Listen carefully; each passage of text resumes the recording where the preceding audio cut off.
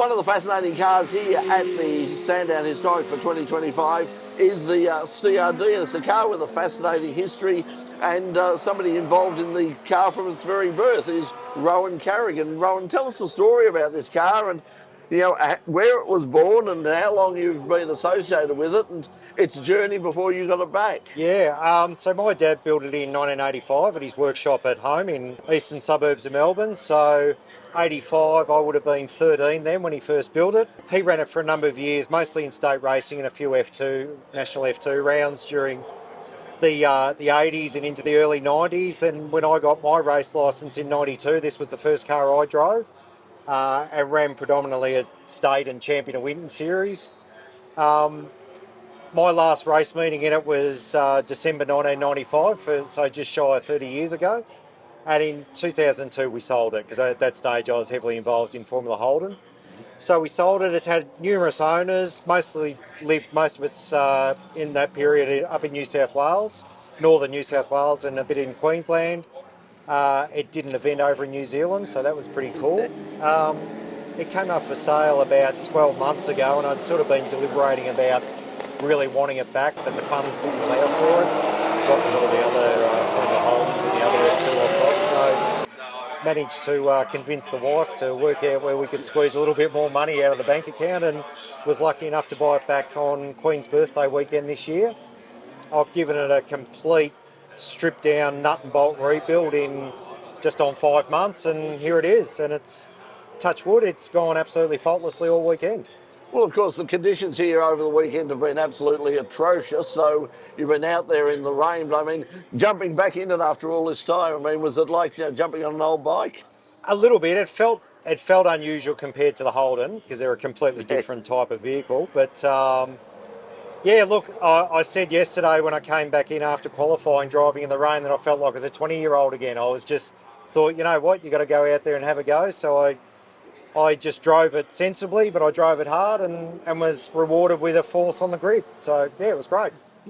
So tell us about the category that it ran in. It ran in the old Australian Formula 2 class. So people who wouldn't know, I mean, we covered Andrew Madecki's March, which was a Formula Pacific Atlantic car, but this was very different, wasn't it? I mean, tell us about a bit about the history of Formula 2 in Australia, this particular category. Yeah, well, Formula 2 was basically the brainchild, Australian Formula 2, which is single cam, 1600, all based on production engines, was basically the brainchild of Brian Sheed and Brian Sampson of Cheetah fame.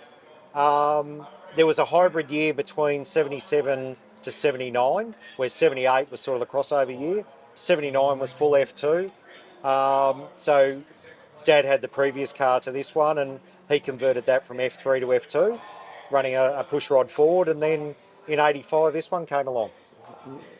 So back in those days, of course, you've got this car, which was basically produced by yourself. But most of the cars that were running in those days were local. You mentioned Cheetah. You had things like Khadija and Barana and other cars. So it's something we've lost now, isn't it? It is. I mean, the Australian manufacturing was unbelievable. Like, when you look back at Cheetah, it's amazing how many cars Brian Sheed built working in his home factory, basically by himself.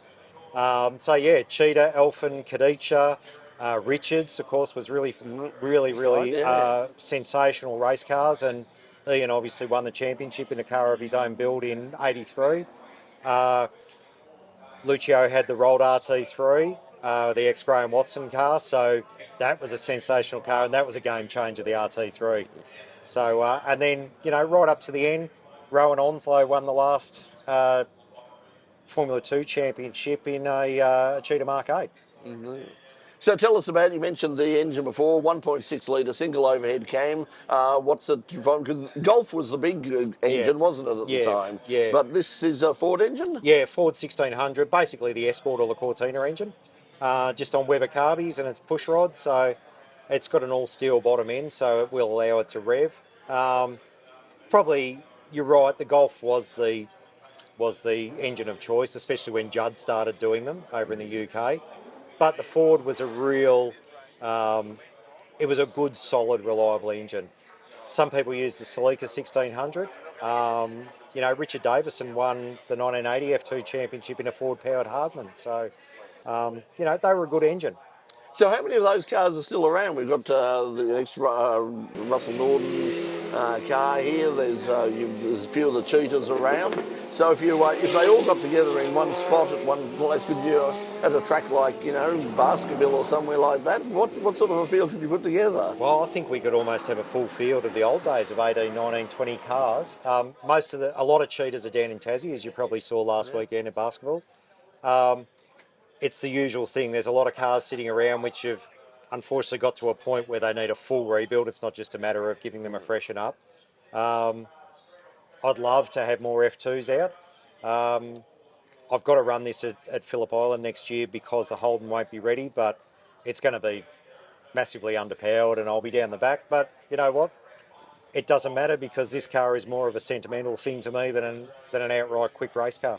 So what does it mean to you? I mean, to get back this car, I mean, this is the history of not just local motorsport, it's the history of your family. Yeah, it is. I mean, Dad said I was mad buying it back, but he said, what do you want another race car for? We've got enough. But when he saw it, I think he was pretty chuffed to see it back. Yeah. Well, it's great to have it out here, and it'll be great to see it in action out at Phillip Island as well. Thanks for bringing it out. Have a good, safe weekend for the rest of the weekend. But for now, Rohan Carrig, thanks for joining us in Pit Lane. Thanks, Brett. Cheers. Thanks.